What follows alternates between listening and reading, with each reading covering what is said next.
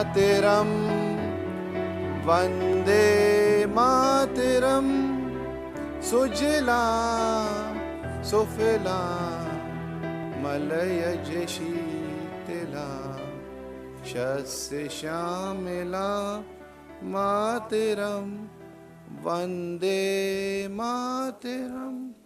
बोलिए भारत माता की, भारत माता की। चरैवेति के मूल मंत्र को अपने जीवन में प्रतिपादित करने वाले और समाज के अंतिम व्यक्ति की सेवा को अपने जीवन का संकल्प बनाने वाले हमारी श्रद्धा के केंद्र, भारत सरकार में पूर्व केंद्रीय मंत्री और वर्तमान में भारतीय जनता पार्टी के हमारे राष्ट्रीय अध्यक्ष आदरणीय राजनाथ सिंह जी को। भारतीय जनता युवा मोर्चा के राष्ट्रीय अध्यक्ष, सांसद प्रिय अनुराग ठाकुर, महामंत्री श्री नितिन नवीन, श्री राहुल कोठारी, हर्ष साध्वी, स्वदेश सिंह और संदीप ठाकुर, और इस सभागार में उपस्थित सभी युवा मित्रों, सचमुच आप लोग बेताब हैं कि वैसे ही कह दिया? वैसे आपने देखा होगा कि राहुल कोठारी ने मेरी कुछ जरूरत से ज्यादा प्रशंसा कर दी है।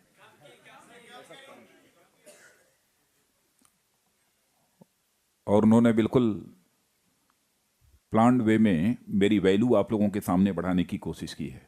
यह सच है। मैं यही सोच रहा था कि इनके ऊपर भी इन्फ्लेशन का, महंगाई का असर है। आजकल हर चीज की वैल्यू बढ़ रही है, शायद उसी रॉ में उन्होंने हमारी भी वैल्यू बढ़ाने की कोशिश की है। मित्रों, मैं सबसे पहले आप सभी को अपनी तरफ से शुभकामनाएं देता हूं और मैं ईश्वर से यही प्रार्थना करता हूं कि हमारे सभी नौजवानों के अंदर वह योग्यता, क्षमता और प्रतिभा दे, ताकि भारत को हम जैसा महान भारत बनाना चाहते हैं वैसा महान भारत बनाने में हमें कामयाबी हासिल हो सके। इसलिए आप सबको शुभकामनाएं देता हूं। और हम ऐसे देश के नागरिक हैं जिस देश में अप्रॉक्सीमेटली 65% पॉपुलेशन हमारे नौजवानों की है।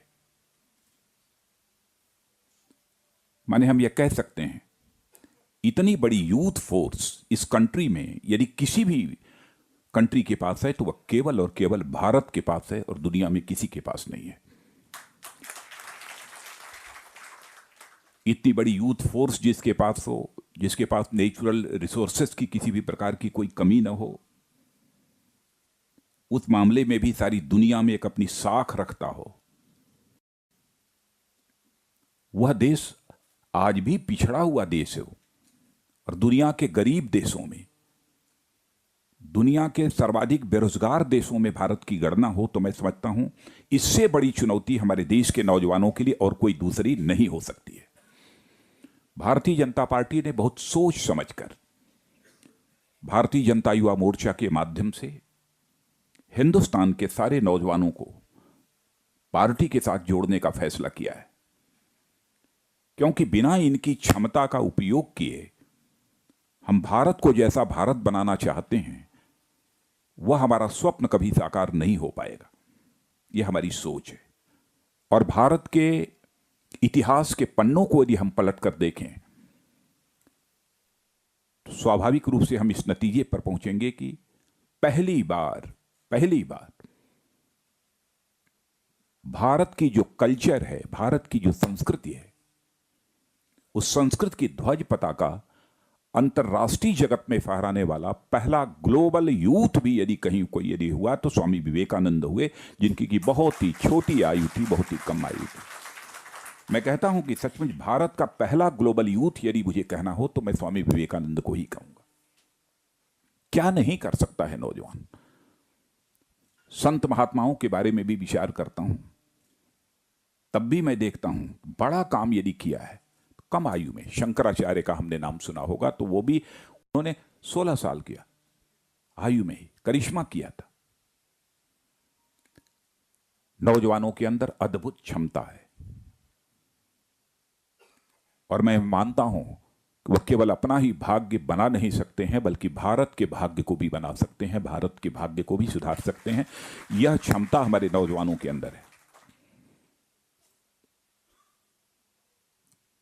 और जैसा अनुराग ठाकुर ने बोलते समय कहा कि हम भारत को विश्व गुरु बनाना चाहते हैं। अंतिम सेंटेंस इनका यही था। यहीं से अपनी बात की मैं शुरुआत करना चाहता हूं। भारत को यदि आप विश्व गुरु बनाना चाहते हो तो आपकी सोच एकांगी नहीं होनी चाहिए, वन साइडेड नहीं होनी चाहिए। भारत आर्थिक दृष्टि से विकसित, इकोनॉमिकली डेवलप्ड यदि कंट्री बन जाता है तो इसी से भारत विश्व गुरु नहीं बन सकता है। वैसे तो भारतीय जनता पार्टी के बारे में हमारी जो पॉलिटिकल अपोनेंट्स हैं हमारे ऊपर यह आरोप लगाते हैं, कहते हैं कि भारतीय Janata party is the Hindu fundamentalist party. हमको यह कहा जाता है, लेकिन आप नौजवानों को मैं बतलाना चाहता हूं, पूरी ईमानदारी से बतलाना चाहता हूं कि भारतीय Janata party is the only political party of this country which is not a fundamentalist party but development oriented national political party. लेकिन हम इस सच्चाई को भी जानते हैं कि केवल डेवलपमेंट के माध्यम से हम भारत को विश्व गुरु नहीं बना सकते। डेवलपमेंट के माध्यम से हम भारत की गरीबी को दूर करेंगे, बेरोजगारी को दूर करेंगे। भारत को हम एक सुपर इकोनॉमिक पावर, विश्व की एक आर्थिक महाशक्ति तो हम बना सकते हैं, लेकिन विश्व गुरु नहीं बना सकते। कैसे होगा? हम चाहते हैं कि इकोनॉमिक डेवलपमेंट भी भारत का हो और भारत के कल्चर, भारत के संस्कृति की जो सबसे बड़ी ताकत है, स्पिरिचुअल डेवलपमेंट भी हो। Economic plus spiritual. नौजवानों, जरा इस बात की तरफ ध्यान देना। मैं जानता हूं कि आज का एजुकेशन सिस्टम स्पिरिचुअलिज्म के बारे में जितनी गहरी जानकारी दी जानी चाहिए, आज के एजुकेशन सिस्टम से वो हमारे नौजवानों को नहीं प्राप्त हो पाती है। कोई ये कह सकता है कि मैं स्पिरिचुअलिज्म की बात नौजवानों के सामने कर रहा हूं। मंदिर में जाकर पूजा करना, मस्जिद में जाकर इबादत करना, गिरजाघर में जाकर सजदा करना, यह स्पिरिचुअलिज्म नहीं है, यह अध्यात्म नहीं है। मनुष्य होल यूनिवर्स में, पूरी सृष्टि में यदि कोई सचमुच मन प्रधान प्राणी है, मन जो मनुष्य को गवर्न करता है, यदि मन प्रधान यदि कोई प्राणी है तो वह केवल मनुष्य है। शेष प्राणी हमारे यहां हृदय प्रधान माने गए हैं। मन से ही भावनाएं पैदा होती हैं। यह सच है कि नहीं है? इसीलिए मनुष्य के बारे में कहा गया है कि मनुष्य भावना प्रधान प्राणी है। मैं सभी बच्चों से मैं कहूंगा कि ध्यान से इस बात को सुनना। इसीलिए मनुष्य के पास मन होता है, मन से ही भावनाएं पैदा होती हैं। इसीलिए मनुष्य को कहा गया है कि मनुष्य भावना प्रधान प्राणी होता है। लोग ये कहते हैं कि भावना से क्या होता है साहब? पति पत्नी का रिश्ता भावनाओं का रिश्ता होता है, खून का रिश्ता नहीं होता है।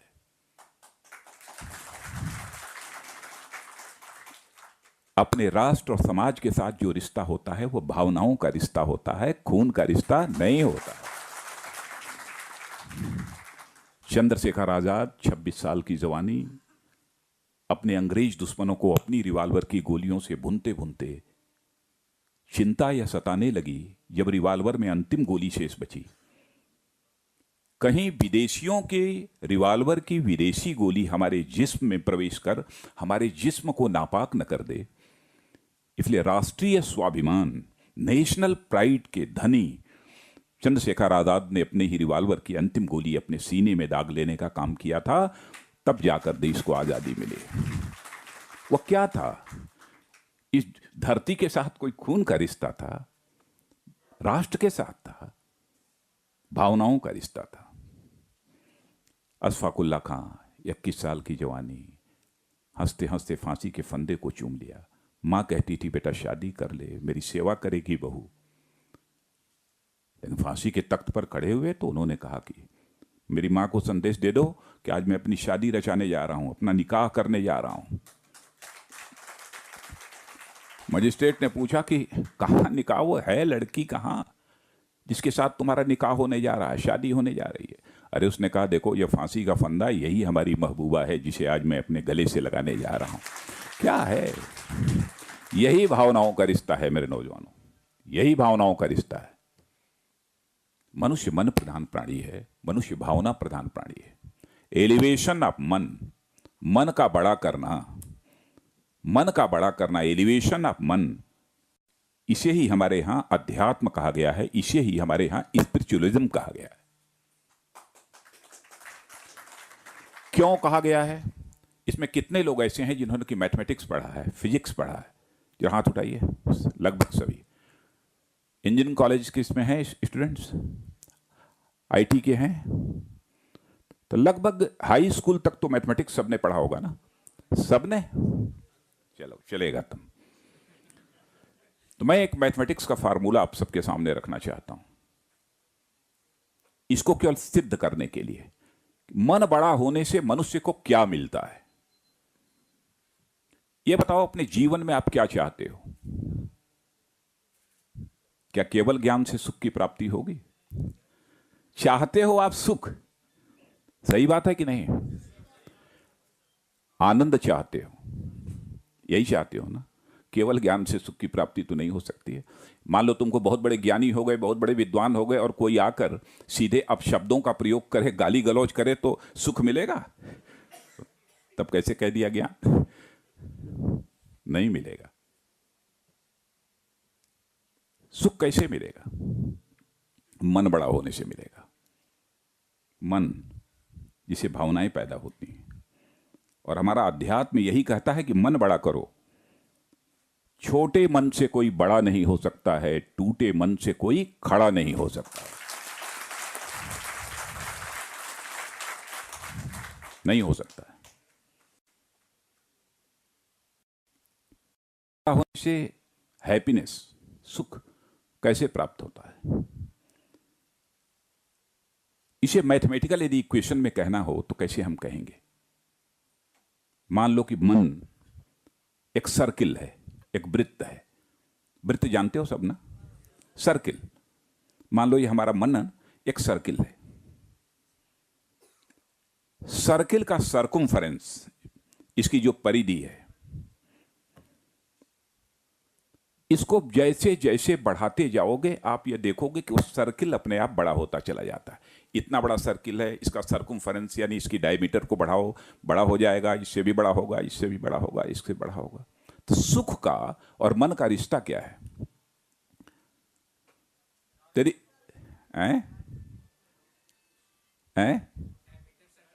डायमीटर और सर्कमफेरेंस का। यदि मैथमेटिकल इक्वेशन में कहना होता है, मैंने कहा ना, जैसे जैसे मन बड़ा करते जाओगे वैसे ही वैसे मैग्नीट्यूड ऑफ सुख, मैग्नीट्यूड ऑफ हैप्पीनेस ये बढ़ती चली जाएगी। इसे मैथमेटिकल इक्वेशन में यदि कहना हो तो मैं कह सकता हूं कि सर्कमफेरेंस ऑफ मन is directly proportional to the magnitude of सुख। होगा ना? अभी आप ये कहोगे क्या भारत में ऐसा था? मैं कहूंगा हां। तो आप कहोगे कहां था? ये बताओ, दुनिया में वसुधैव कुटुंबकम का उद्घोष किस धरती से हुआ है? पूरी भारत की धरती से हुआ है। हमने केवल भारतवासियों को ही अपने परिवार का सदस्य नहीं माना है, बल्कि पूरे विश्व को अपने परिवार का सदस्य माना है। क्रीडवंतो विश्वमार्यम, हम भारत को ही श्रेष्ठ नहीं बनाना चाहते हैं, बल्कि सारे विश्व को श्रेष्ठ बनाना चाहते हैं। यह सोच, यह चिंतन, यह मन का बड़प्पन यदि किसी भी देश में रहा है तो केवल भारत में रहा है। बहुत अच्छे 50 उदाहरण है, लंबा नहीं करूंगा। मन बड़ा होना चाहिए। इसीलिए मैं कहता हूं कि जब तक मन बड़ा नहीं होगा तब तक आप विश्वगुरु नहीं बन सकते। मन बड़ा होने से ही कोई व्यक्ति आध्यात्मिक होता है, स्पिरिचुअल होता है। तो भारत को सचमुच हमें विश्वगुरु के पद पर यदि बैठाना है तो इसका आर्थिक विकास भी होना चाहिए और साथ ही साथ आध्यात्मिक विकास भी होना चाहिए, तभी हम विश्वगुरु बन सकते हैं। तो एक सवाल आपके दिमाग में यह खड़ा होगा, तो भारतीय जनता पार्टी थी, पॉलिटिकल पार्टी है, to achieve the target of power. ऐसा नहीं है। हिंदुस्तान की अकेली पॉलिटिकल पार्टी भारतीय जनता पार्टी है, जो कि भारत की कल्चरल स्ट्रीम, सांस्कृतिक धारा के साथ जुड़ी हुई पॉलिटिकल पार्टी है। अकेली पॉलिटिकल पार्टी इस देश की है बीजेपी, भारतीय जनता पार्टी, जो कल्चरल स्ट्रीम के साथ जुड़ी हुई है। इसीलिए हमने अपनी आइडियोलॉजी को जो स्वीकार किया है वह कल्चरल नेशनलिज्म किया है। हमारी कल्चरल नेशनलिज्म, सांस्कृतिक राष्ट्रवाद की आइडियोलॉजी, यह हमारी आइडियोलॉजी है। किसी पॉलिटिकल पार्टी के पास अपनी कोई आइडियोलॉजी नहीं है, कोई दर्शन नहीं है। और आप जानते हो हिंदी में दर्शन किसे कहते हैं, मालूम है किसी को? नहीं मालूम। दर्शन जो मनुष्य को जीवन में दिशा भी दे और साथ ही साथ दृष्टि भी दे, उसे ही दर्शन कहते हैं। तो दिशा और दृष्टि देने की आइडियोलॉजी यदि किसी के पास है तो केवल और केवल भारतीय जनता पार्टी के पास। यह है हमारा सांस्कृतिक राष्ट्रवाद। इसलिए हम नौजवानों को अपने साथ जोड़ना चाहते हैं। हम केवल सत्ता हासिल करने के लिए आपको नहीं जोड़ना चाहते। नौजवानों, बहुत नए नए आजकल देश की राजनीति में एक्सपेरिमेंट्स हो रहे हैं, प्रयोग हो रहे हैं, बहुत नए नए हो रहे हैं। गरीबी दूर कर देंगे, बेरोजगारी दूर कर देंगे, ये कर देंगे, वो कर। वाइडर थिंकिंग चाहिए, व्यापक सोच चाहिए, बिना उसके नहीं हो सकता। जिसकी अपनी आइडियोलॉजी नहीं होगी, एक नेता कुछ बोलेगा, दूसरा कुछ बोलेगा, तीसरा कुछ बोलेगा, वो कहेगा मैं उससे सहमत नहीं हूं, वो कहे उससे सहमत नहीं। ऐसे नहीं होता है। ऐसे कोई भी संस्था अथवा कोई पॉलिटिकल पार्टी नहीं चलती है। आज हम कहें कुछ, कल कहें कुछ, इससे नहीं चलेगा। जैसे मनुष्य के जीवन की सबसे बड़ी पूंजी क्या होती है, बतलाओ आप सब?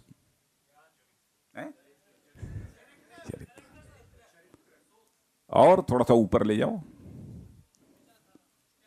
और ऊपर जाओ। ना ना ना और ऊपर जाओ। मनुष्य के जीवन की सबसे बड़ी, समाज में यदि काम करना चाहते हो तो सबसे बड़ी पूंजी होती है क्रेडिबिलिटी, विश्वसनीयता। सबसे बड़ी पूंजी। लोगों का दिल जीतना चाहते हो, लोगों को जोड़ना चाहते हो। आजकल की नए एक्सपेरिमेंट्स में हो क्या रहा है, जो नए प्रयोग आजकल चल रहे हैं, क्या हो रहा है? आज कहते हैं कुछ, कल जब सत्ता आ जाती है पलट जाते हैं। है कि नहीं है? चावल पका कि नहीं पका, यह देखने के लिए पूरे चावल को ऐसे ऐसे करके सबको नहीं देखा जाता है पक गया कि नहीं, एक पकड़ा जाता है। यानी एक बार क्रेडिबिलिटी लॉस यदि हो गया तो जो बुद्धिमान होगा वह समझ जाएगा, एक बार क्रेडिबिलिटी लॉस होने के बाद जो है फिर उस पर यकीन नहीं किया जा सकता। सबसे बड़ी पूंजी होती है। बहुत सोच समझकर हम लोगों ने यह फैसला किया है। बीजेपी भारतीय जनता पार्टी की यूथ विंग बनाई है। और मुझे कहते हुए खुशी है कि हमने अपने प्रेसिडेंट को भी जिसे बनाया है वो बहुत ही डायनेमिक, और जिसका कि पार्लियामेंट में भी बहुत ही अच्छा परफॉर्मेंस रहता है, अनुराग ठाकुर, जिसके पास एक सोच है जो नौजवानों को एक दिशा दे सकता है। हम केवल गुमराह करने के लिए नौजवानों के बीच नहीं जाना चाहते। कैंपस एम्बेसडर प्रोग्राम इन्होंने तय किया है। जिसके पास इमेजिनेशन होगा, जिसके पास काल्पनिक क्षमता होगी, वही इस काम को कर सकता है। मैं सारे नौजवानों को, हमारे नितिन हैं, राहुल हैं, संदीप हैं, हर्ष हैं, स्वदेश हैं, बहुत अच्छे लोग हैं सब। कैंपस में हम इसलिए जाना चाहते हैं कि हमारा नौजवान गुमराह न होने पाए। मटेरियलिस्टिक वैल्यूज, भौतिकवादी जीवन, भौतिकवादी माने जहां पर खाओ, कमाओ, खाओ, मौज करो। ऋणम कृत्वा घृतम पीवेत यावत जीवेत सुखम जीवेत। खूब कर्ज लो, घी पियो, सुख से जियो, चाहे दुनिया बाढ़ में जाए। हम इस दर्शन में विश्वास नहीं करते। यदि हमको यही करना होता तो भगवान जानवर न बना दिया होता। मनुष्य क्यों बनाया? मनुष्य बनाया है क्योंकि man is a social creature. मनुष्य एक सामाजिक प्राणी है, केवल पारिवारिक नहीं है, सामाजिक प्राणी है। समाज हमको यदि कहना हो समाज, तो समाज हम केवल अपनी जाति को नहीं कहते, कोई केवल मैं भी राजनीति में काम कर रहा हूं, मैं कहता हूं सब गड़बड़ नहीं होते। अब आप ये पूछोगे कि आप राजनीति में क्यों चले आए। मैं भी फिजिक्स से एमएससी हूं, मैं भी टीचर था,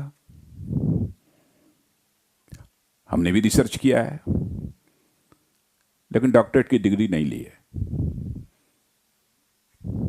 ऑनरेरी मिल गई होगी वो अलग की बात है, रिसर्च किया था, पूरा किया था। लेकिन उस समय मैंने, जब उत्तर प्रदेश का जब मैं एजुकेशन मिनिस्टर था, तो उस समय मैंने एक एंटी कॉपिंग ऑर्डिनेंस जारी किया था। मास कॉपिंग होती थी वहां, और जब यह ऑर्डिनेंस जारी किया, नकल रोकने का ऑर्डिनेंस, और उसके बाद जब मैंने नकल रोकी, तो पहले रिजल्ट वहां 70%, 75%, 80% होता रहता था।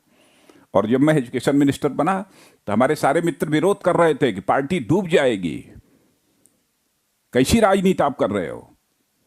मैंने कहा हम राजनीति कर, इस देश की नहीं सारे विश्व की सबसे समृद्धशाली भाषा है, सबसे रिच लैंग्वेज है। संस्कृत का आज का लोप होता जा रहा है, यह विडंबना है। सबसे रिच, कंप्यूटर के लिए भी सबसे मोस्ट इफिशिएंट और सबसे एप्रोप्रिएट यदि कोई लैंग्वेज है तो हमारी संस्कृत की है। इसीलिए मैं एजुकेशन मिनिस्टर रहते हुए वैदिक मैथमेटिक्स लागू की थी, वैदिक मैथमेटिक्स लागू की थी।